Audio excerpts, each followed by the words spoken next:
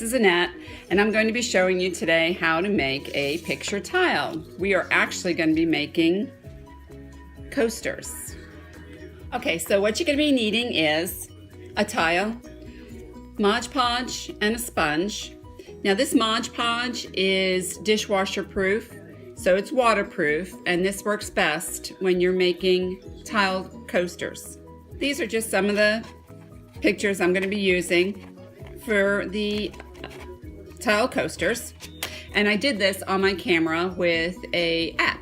So first thing you'll have to do is clean your tiles. You can either use alcohol or you can use a glass cleaner, and you'll need some scrapbook paper and some stickers, just things to embellish it. You don't want to use anything that's really high because you don't want to make your surface uneven. So the first thing I'm going to do is trim this up just a little bit. So I have a little bit of the black showing because I'm going to want to put some scrapbook paper on the tile first. I think I'm going to trim just a little bit more off because as you can see some of the black tile, but I want to put some scrapbook paper behind it so that you know these are going to be Valentine Day coasters. So here I have the picture size that I want to have, and when you are cutting your picture, just take a little off at a time because you can always take more off, but you can't put more on. So now I'm going to start looking at my scrapbook paper and see which one will look the best. So I think I like this one the best. So now what I'm going to do is I'm going to trim this down to size. Okay, well, I like the paper, but I think I'm going to shrink the picture down a little bit more to show a little bit more of the paper behind it. Okay, so I think I have what I want, and as you can see the tile. You can also see the scrapbook paper behind it and the picture. So now I'm ready to Mod Podge. Okay, so I have a little container here to put some of the Mod Podge in. And this is new, so I have to open it. Okay, so the first thing you're gonna do is Mod Podge your tile.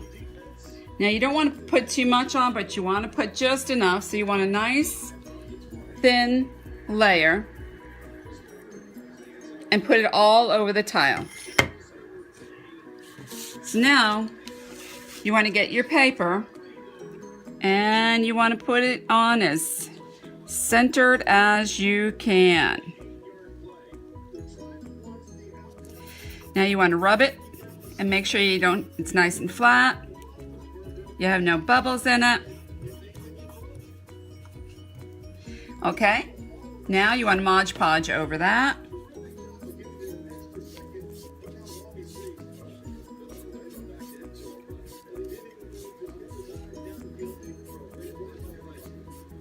And you have to work a little fast because Mod Podge dries pretty quick. So now I'm going to take my picture and I'm going to put that nice and centered on here, hopefully.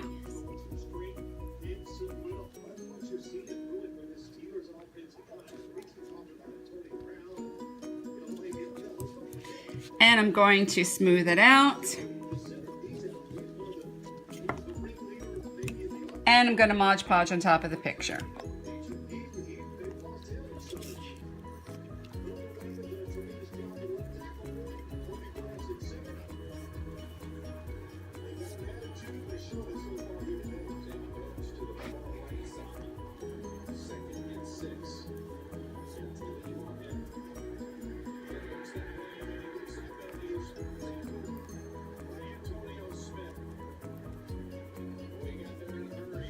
You want to make sure that you get all the corners down.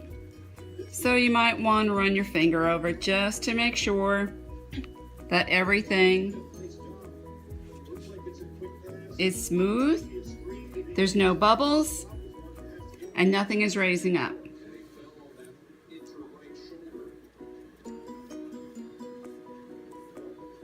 Now you want to wait about 15, maybe 20 minutes So you're gonna let it dry.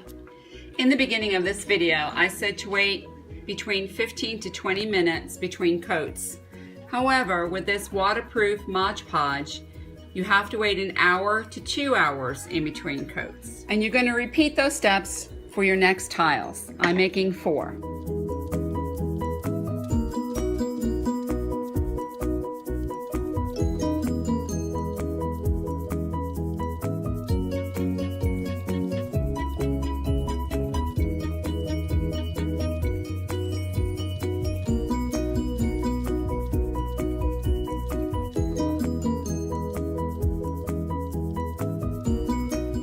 Okay, so now the first tile that I've done, it's pretty dry.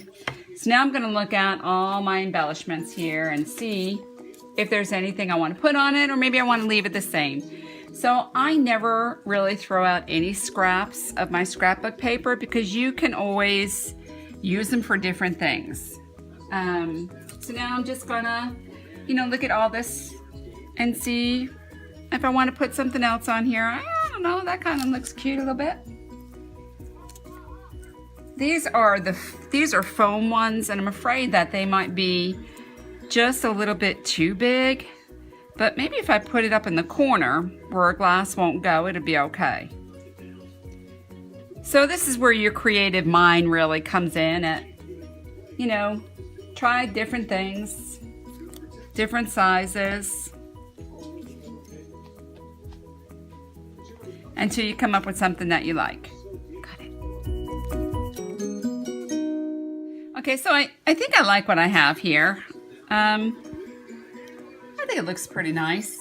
And it is a little raised, but it's not in the center, it's off to the side. So now I'm gonna ready to I think I'm gonna make this my last coating of Mod Podge. And I cover my Mod Podge in between so it stays nice and moist.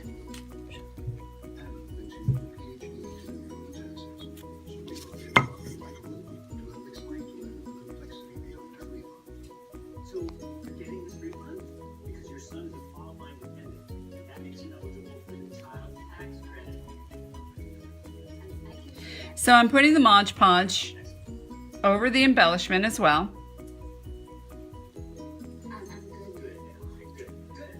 So that everything stays nice and everything becomes waterproof. Now what you'll see, which I really like, is when the Mod Podge starts to dry, it'll have these little lines in your picture.